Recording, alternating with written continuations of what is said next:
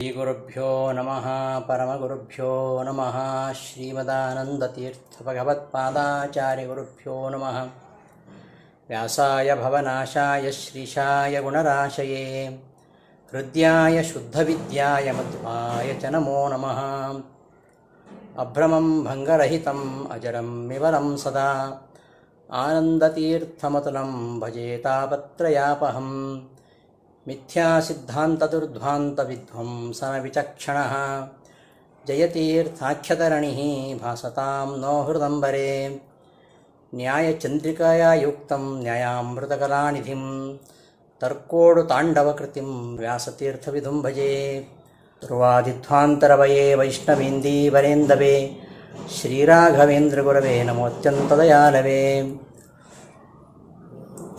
ಶ್ರೀಮತೋ ರಾಘವೇಂದ್ರಸ್ಯ ನಮಾಮಿ ಪದಪಂಕಜೇ ಕಾಮಿತಾಶೇಷಕಲ್ಯಾಣಕಲನಾಕಲ್ಪಪಾದಪೌ ಅಜ್ಞಾನತಿಮಿರಚ್ಛೇದಂ ಬುದ್ಧಿಸಂಪತ್ಪ್ರದಾಯಕಂ ವಿಜ್ಞಾನವಿಮಲಂ ಶಾಂತಂ ವಿಜಯಾಖ್ಯಗುರುಂ ಭಜೆ ತಪಸ್ವಾಧ್ಯಾಯಶುಶ್ರೂಷಾ ಕೃಷ್ಣಪೂಜಾರತಂ ಮುನಿಂ ವಿಶ್ವೇಶಮಿಷ್ಟದಂ ವಂದೇ ಪರಿವ್ರಾಟ್ಚಕ್ರವರ್ತಿನಂ.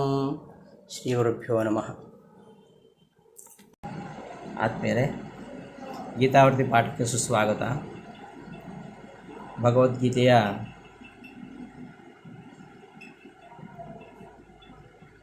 32-33ನೇ ಶ್ಲೋಕ. ಮಾಂ ಹಿ ಪಾರ್ಥ ವ್ಯಪಾಶ್ರಿತ್ಯ ಏಪಿ ಸ್ಯುಃ ಪಾಪಯೋನಯಃ ಸ್ತ್ರಿಯೋ ವೈಶ್ಯಾಸ್ತಥಾ ಶೂದ್ರಾಃ ತೇಪಿ ಯಾಂತಿ ಪರಾಂ ಗತಿಂ ಕಿಂ ಪುನರ್ಬ್ರಾಹ್ಮಣಾಃ ಪುಣ್ಯಾಃ ಭಕ್ತಾಃ ರಾಜರ್ಷಯಸ್ತಥಾ ಅನಿತ್ಯಮಸುಖಂ ಲೋಕಂ ಇಮಂ ಪ್ರಾಪ್ಯ ಭಜಸ್ವ ಮಾಂ. ಪರಮಾತ್ಮ ಯಾವುದೇ ವರ್ಣ ಲಿಂಗ ಜಾತಿ ಭೇದವಿಲ್ಲದೆ ಯಾರ್ಯಾರು ಸ್ವವರ್ಣಾಶ್ರಮೋಚಿತವಾಗಿರತಕ್ಕಂತಹ ಧರ್ಮಾಚರಣೆಯಲ್ಲಿ ಆಸಕ್ತರಾಗಿರ್ತಾರೋ ಅವ್ರನ್ನ ಅನುಗ್ರಹ ಮಾಡ್ತಾನೆ ಎಂಬ ವಿಚಾರವನ್ನು ಈ ಶ್ಲೋಕದಲ್ಲಿ ಹೇಳ್ತಾ ಇರೋದು.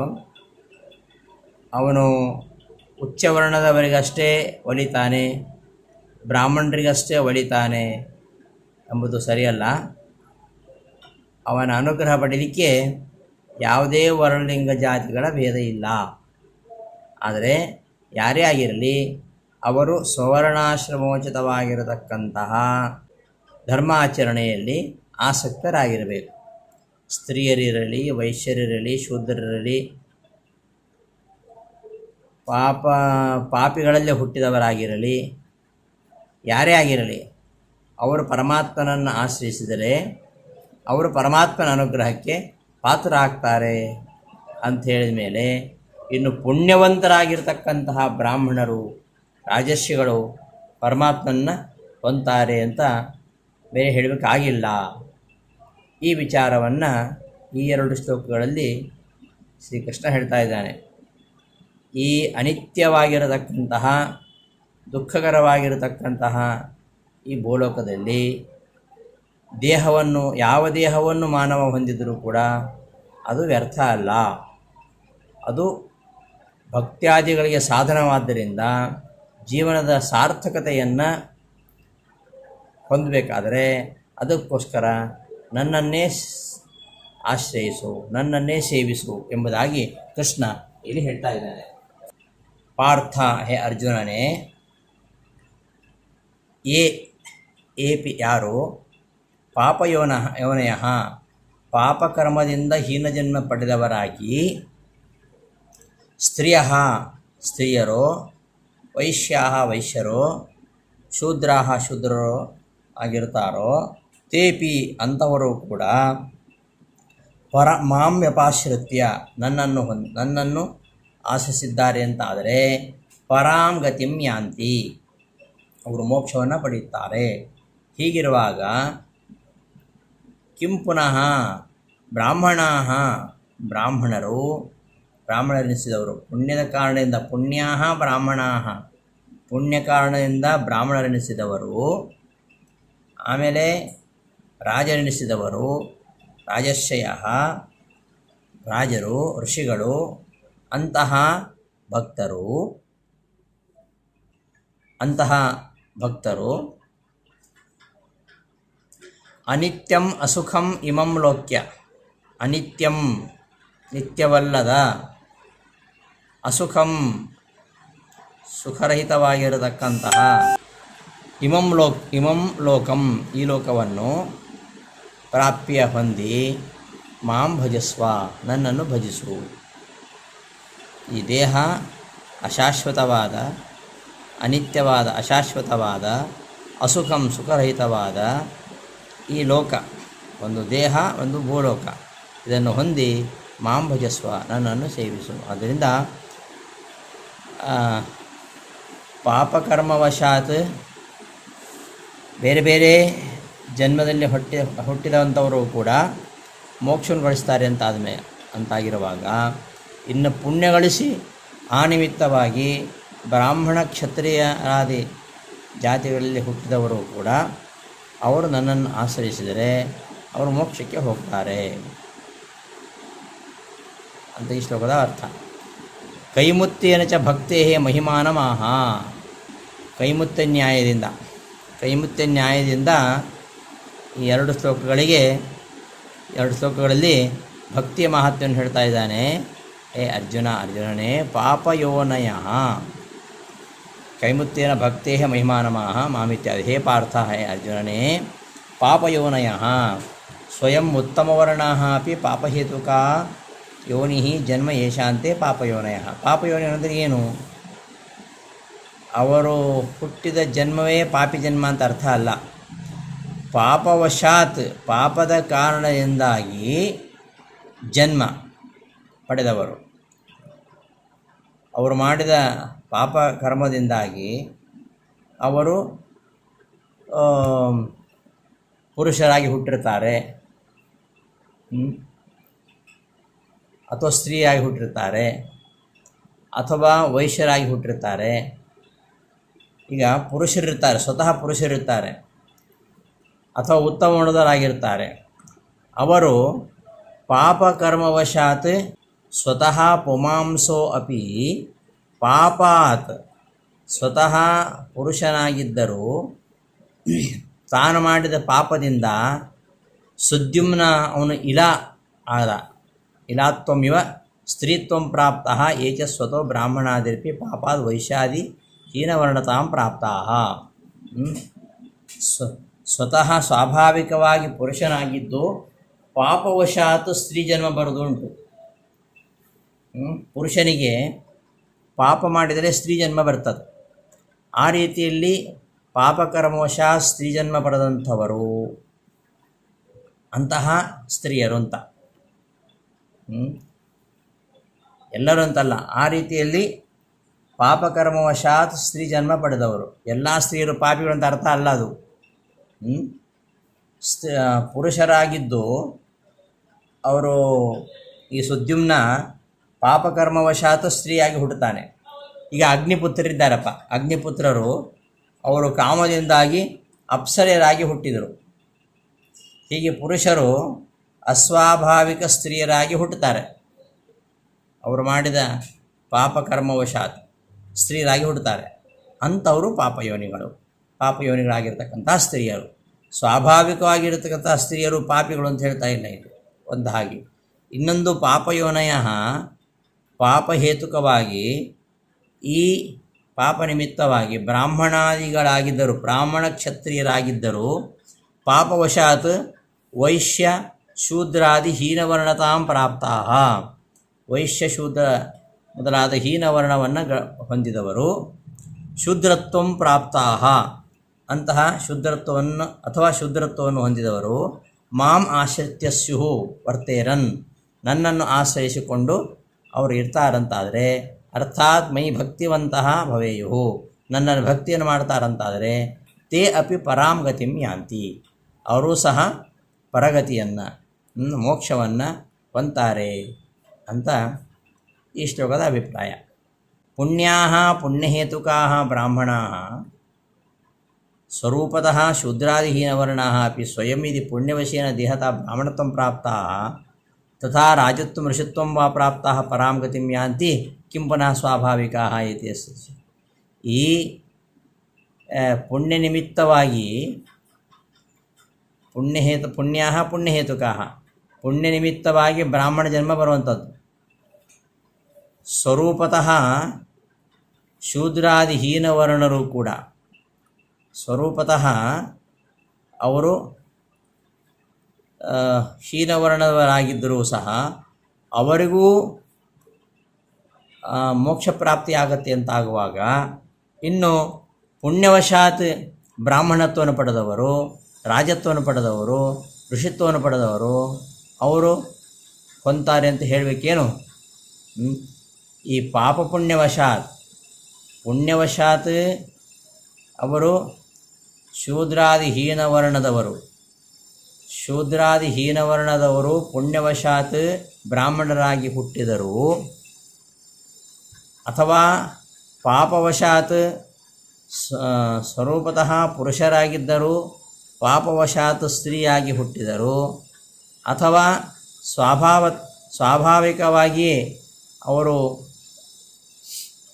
ಉತ್ತಮ ಜಾತಿಯಲ್ಲಿ ಹುಟ್ಟಿದವರಾಗಿದ್ದರೂ ಕೂಡ ಪಾಪವಶಾತ್ ಹೀನವಾಗಿರತಕ್ಕಂತಹ ವೈಶ್ಯಶೂದ್ರಾದಿ ಜನನದಲ್ಲಿ ಹುಟ್ಟಿದರೂ ಸಹ ಅವರು ಪರಗತಿಯನ್ನು ಹೊಂತಾರೆ ಅಂತಾದಮೇಲೆ, ಇನ್ನು ಸ್ವಾಭಾವಿಕವಾಗಿಯೇ ಬ್ರಾಹ್ಮಣತ್ವವನ್ನು ಗಳಿಸಿದವರು, ಸ್ವಾಭಾವಿಕವಾಗಿಯೇ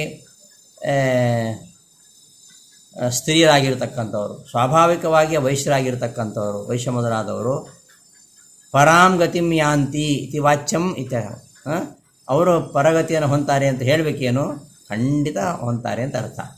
ಅತ್ರ ನೈಮಿತ್ತಿಕ ಸ್ತ್ರೀ ವೈಶ್ಯಾದಿ ಗ್ರಹಣ ಮಧ್ಯೆ ನೈಮಿತ್ತಿಕ ಪುಂಸಾಂ ಸ್ತ್ರಿಯಃ ಪುಂಸಃ ವೈಶ್ಯಾಃ ಶೂದ್ರಾಃ ಇತ್ಯನುಕ್ತಿ ಸ್ವಭಾವತಃ ಸ್ತ್ರೀಣಾಂ ಕೇನಾಪಿ ಹೇತುನಾ ಪುಂಸ್ವಾಭಾವೇ ನೈಮಿತ್ತಿಕ ಪುಂಸಾಂ ಅಭಾವಾದೇವ ಯಾಂತಿ ಸ್ತ್ರೀತ್ವಂ ಪುಮಾಂಸೋಪಿ ಪಾಪತಃ ಕಾಮತೋಪಿ ವಾ ನ ಸ್ತ್ರೀಯೋ ಯಾಂತಿ ಪುಂಸ್ತ್ವಂ ತು ಸ್ವಭಾವಾದೇವ ಯಾ ಸ್ತ್ರೀಯಃ ಎಂಬುದಾಗಿ ಪ್ರಮಾಣ ಇದೆ. ಭವಿಷ್ಯ ಪ್ರಮಾಣ ಇದೆ.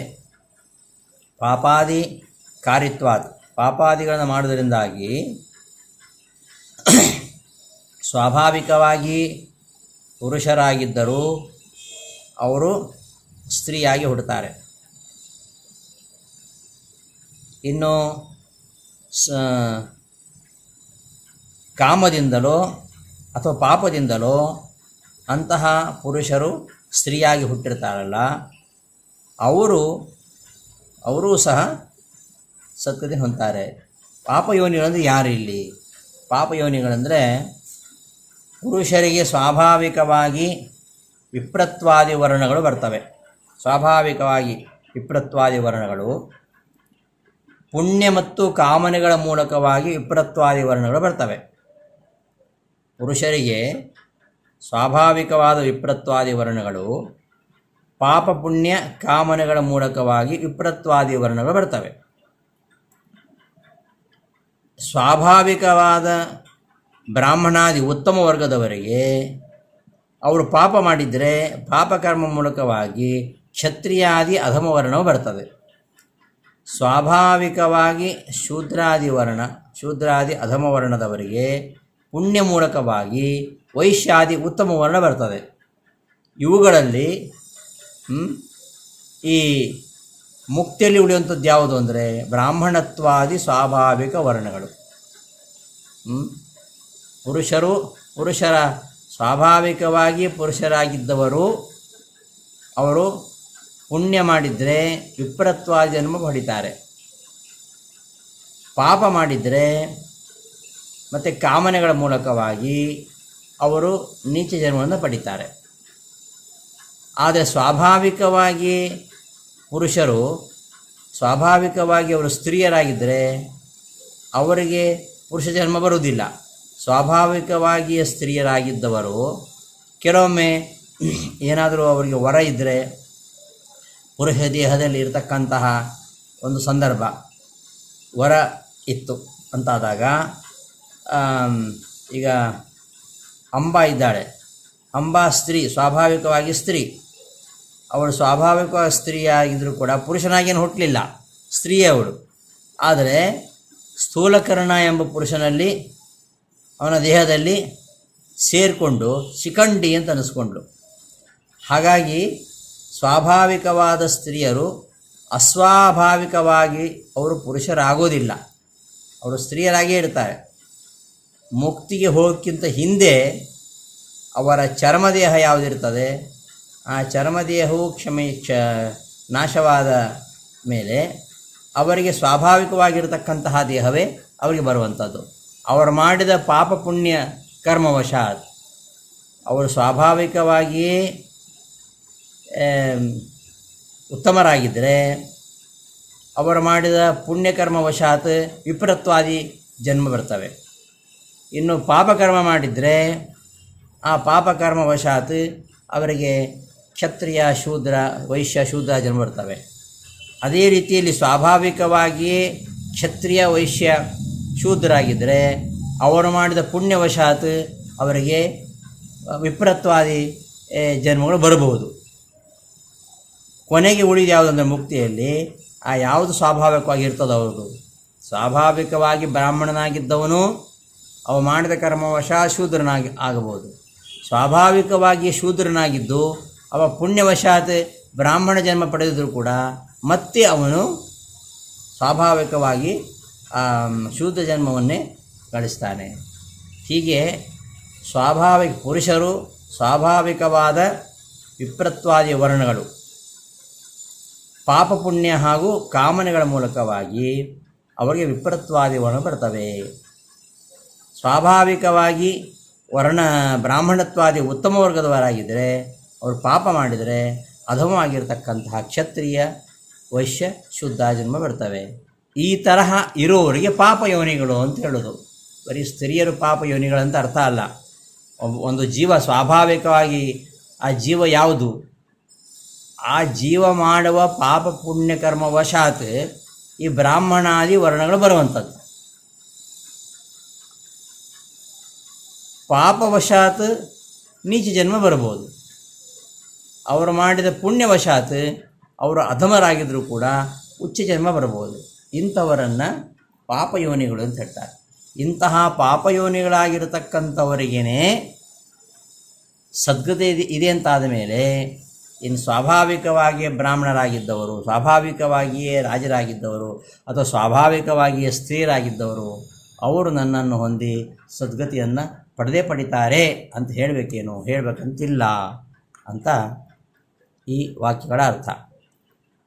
ಪುಣ್ಯಾಹ ಅಂದರೆ ಪುಣ್ಯಹೇತುಕಾಹ ಅಂದರೆ ಬ್ರಾಹ್ಮಣರು ಸ್ವರೂಪತಃ ಬ್ರಾಹ್ಮಣರವರು. ಅವರು ಶೂದ್ರಾದಿಹೀನವರ್ಣಾಹ ಅಪಿ ಶೂದ್ರಾದಿಹೀನವರ್ಣದವರಾಗಿದ್ದರು ಸ್ವಯಂ ಇದಿ ಪುಣ್ಯವಶೇನ ಅವರು ಪುಣ್ಯ ಮಾಡಿ ದೇಹತಃ ಬ್ರಾಹ್ಮಣತ್ವ ಪ್ರಾಪ್ತಾಹ. ಶೂದ್ರಾದಿಹೀನವರ್ಣದವರಾಗಿದ್ದರು ಪುಣ್ಯವಶಾತ್ ಅವರು ಬ್ರಾಹ್ಮಣ ದೇಹವನ್ನು ಹೊಂದಿದರೆ ಹಾಗೆಯೇ ರಾಜತ್ವ ಋಷಿತ್ವಂ ವಾ ಪ್ರಾಪ್ತಾಹ ಅವರು ರಾಜತ್ವವನ್ನು ಅಥವಾ ಋಷಿತ್ವವನ್ನು ಗಳಿಸ್ತಾರೆ. ಶೂದ್ರಾದಿಹೀನ ವರ್ಣದವರು ಕೂಡ ಪುಣ್ಯವಶದಿಂದ ಬ್ರಾಹ್ಮಣತ್ವವನ್ನು ಗಳಿಸ್ತಾರೆ, ರಾಜತ್ವ ಗಳಿಸ್ತಾರೆ, ಋಷಿತ್ವ ಗಳಿಸ್ತಾರೆ. ಅಂಥವರು ಪರಾಂ ಗತಿಂ ಯಾಂತಿ ಪರಗತಿಯನ್ನು ಹೊಂತಾರೆ.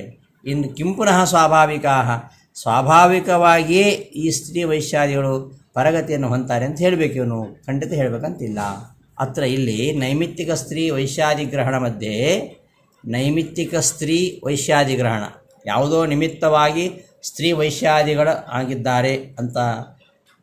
ಆಗಿದ್ದಾರಲ್ಲ ಅವರ ಮಧ್ಯದಲ್ಲಿ ನೈಮಿತ್ತಿಕ ಪುಂಸಾಂ ಸ್ತ್ರೀಯ ಪುಂಸಃ ವೈಶ್ಯಾಃ ಶೂದ್ರಾಃ ಇತ್ಯನುಕ್ತಿ ಸ್ವಭಾವತಃ ಸ್ತ್ರೀಣಾಂ ಕೇನಾಪಿ ಹೇತುನ ಪುಂಸ್ವಾಭಾವೇನ ನೈಮಿತ್ತಿಕ ಪುಂಸಾಂ ಅಭಾವಾದೇವ. ನೈಮಿತ್ತಿಕ ಯಾವುದೋ ನಿಮಿತ್ತವಾಗಿ ಈ ಪುರುಷರಾಗಿರತಕ್ಕಂಥವರು ನೈಮಿತ್ತಿಕ ಪುಂಸಾಂ ಸ್ತ್ರೀಯ ಅವರು ಅಥವಾ ಪುರುಷರು ವೈಶ್ಯರು ಶೂದ್ರರು ಇತಿ ಅನುಕ್ತಿ ಸ್ವಭಾವತಃ ಪುರುಷರಾಗಿದ್ದು ಅವರವರು ಮಾಡಿದ ಪಾಪ ನಿಮಿತ್ತವಾಗಿ ಸ್ತ್ರೀನಿಸಿದವರಿದ್ದಾರಲ್ಲ ಅವರನ್ನು ಸ್ವಭಾವತಃ ಬ್ರಾಹ್ಮಣ ಕ್ಷತ್ರಿಯರಾಗಿದ್ದು ಪಾಪವಶಾತ್ ವೈಶ್ಯ ಶೂದ್ರನೆನಿಸಿದ್ದಾರಲ್ಲ ಇವರನ್ನು ಹೇಳುವಾಗ ಸ್ವಭಾವತಃ ಸ್ತ್ರೀಯರಾಗಿದ್ದು ಪಾಪ ನಿಮಿತ್ತವಾಗಿ ಪುರುಷರೆನಿಸಿದವರನ್ನು ಸೇರಿಸಿಕೊಂಡು ಇಲ್ಲಿ ಹೇಳಬೇಕಾಗಿತ್ತು. ಆದರೆ ಅವ್ರನ್ನ ಬಿಟ್ಟು ಹೇಳಿದ್ದು ಯಾಕೆ ಅಂದರೆ, ಈ ನೈಮಿತ್ತಿಕವಾಗಿರತಕ್ಕಂತಹ ಪುರುಷರಂದರೆ ಏನು? ನೈಮಿತ್ತಿಕ ಪುರುಷರಂದರೆ ಸ್ವಭಾವತಃ ಸ್ತ್ರೀಯರಾಗಿದ್ದು ಪಾಪರೂಪದಿಂದ ಪಾಪ ನಿಮಿತ್ತದಿಂದ ಅವರು ಪುರುಷನಿಸ್ಕೊಂಡವರು.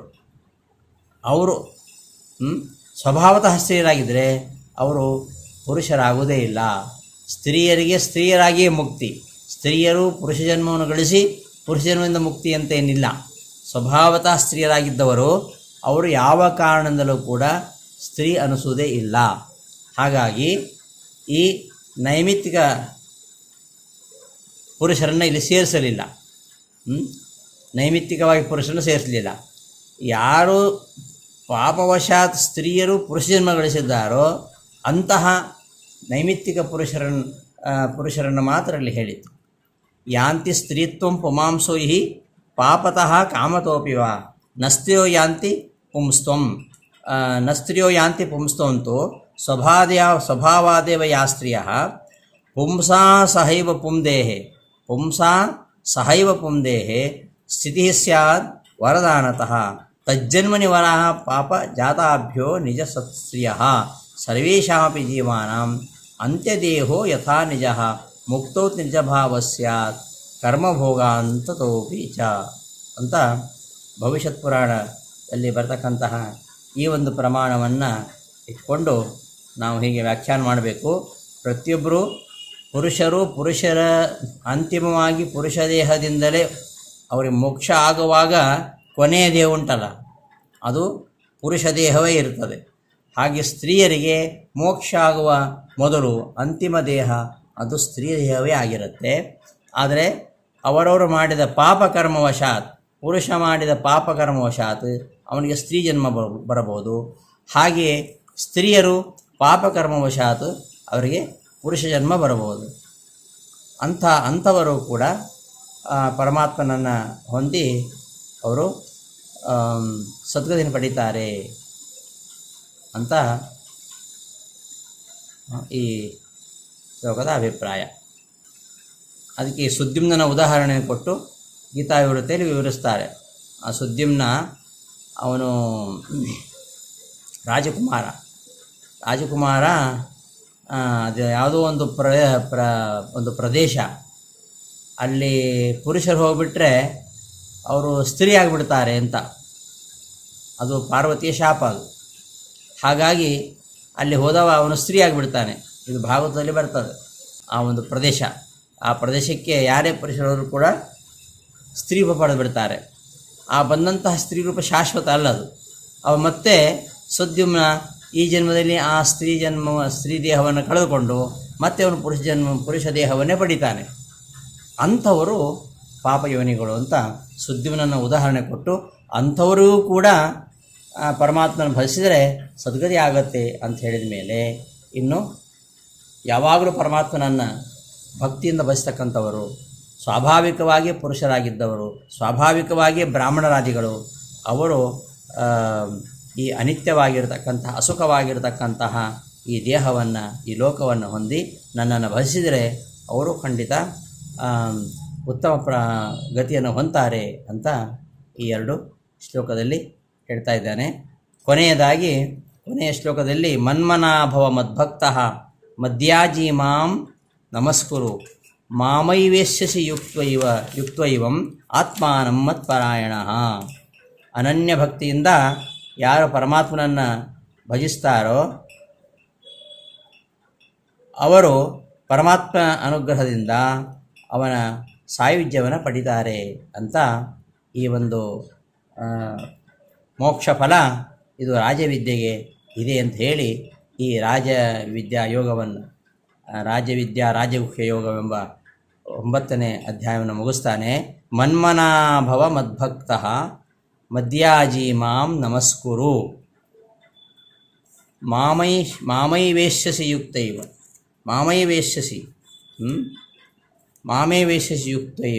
ಯುಕ್ತೈವಂ ಆತ್ಮಾನಂ ಮತ್ಪರಾಯಣಃ.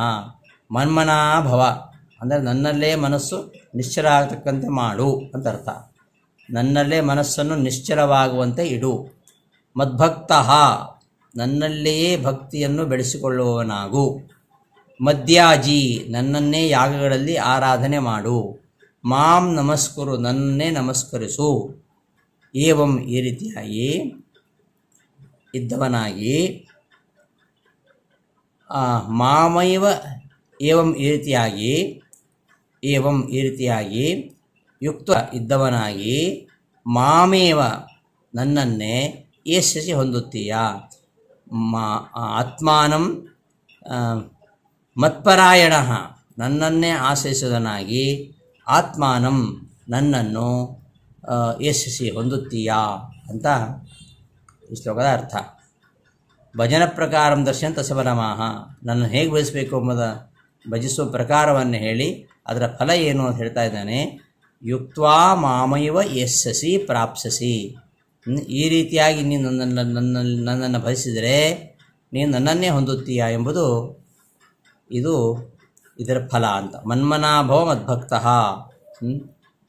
ಏವಂ ಮನ್ಮನಸ್ತ್ವಾದಿ ಪ್ರಕಾರೇಣ ನನ್ನಲ್ಲೇ ನಿಶ್ಚಲವಾದ ಮನಸ್ಸನ್ನಿಡುವುದು, ಮತ್ತು ನನ್ನಲ್ಲಿ ಭಕ್ತಿ ಮಾಡುವುದು, ಯಾಗಗಳಲ್ಲಿ ನನ್ನನ್ನೇ ಆರಾಧಿಸುವುದು ಮತ್ತು ನನ್ನನ್ನೇ ನಮಸ್ಕರಿಸುವುದು, ಈ ರೀತಿಯಾಗಿ ಈ 4 ರೀತಿಯಲ್ಲಿ ಯಾರು ನನ್ನನ್ನು ಭಜಿಸ್ತಾರೋ ಅಂತ ಅರ್ಥ, ಯಾರು ನನ್ನನ್ನು ಸೇವಿಸ್ತಾರೋ, ಏವಂ ಹೀಗೆ ಮತ್ಪರಾಯಣ ಸನ್ ಮನ್ಮನಸ್ತ್ವಾದಿ ಪ್ರಕಾರೇಣ ನನ್ನಲ್ಲೇ ಮನಸ್ಸನ್ನು ನಿಶ್ಚಲವಾಗಿಡುವುದು, ನನ್ನಲ್ಲೇ ಭಕ್ತಿ ಮಾಡೋದು, ಯಾಗ ನನ್ನನ್ನೇ ಆರಾಧಿಸೋದು, ನನ್ನನ್ನೇ ನಮಸ್ಕರಿಸೋದು, ಈ ರೀತಿಯಾಗಿ ಈ ಪ್ರಕಾರದಿಂದ ಮತ್ಪರಾಯಣ ಸನ್ ನನ್ನಲ್ಲೇ ತೊಡಗಿಸಲ್ಪಟ್ಟ ಮನಸ್ಸುಳ್ಳವನಾಗಿ, ಆತ್ಮಾನಂ ಅಂದರೆ ಮನಸ್ಸನ್ನು, ಮೈ ನನ್ನಲ್ಲಿ, ಯುಕ್ತ್ವಾ ತೊಡಗಿಸಿ, ಮಾಮೇವ ಯಶಸ್ಸಿ ಹಾಗೆ ಮಾಡಿದಲ್ಲಿ ನನ್ನನ್ನೇ ಯಶಸ್ಸಿ ನನ್ನನ್ನೇ ಕುರಿತು ಹೊಂದುತ್ತೀಯ, ನನ್ನನ್ನು ಹೊಂದೋನಾಗ್ತೀಯಾ ಅಂತ ಈ ಶ್ಲೋಕದ ಅಭಿಪ್ರಾಯ.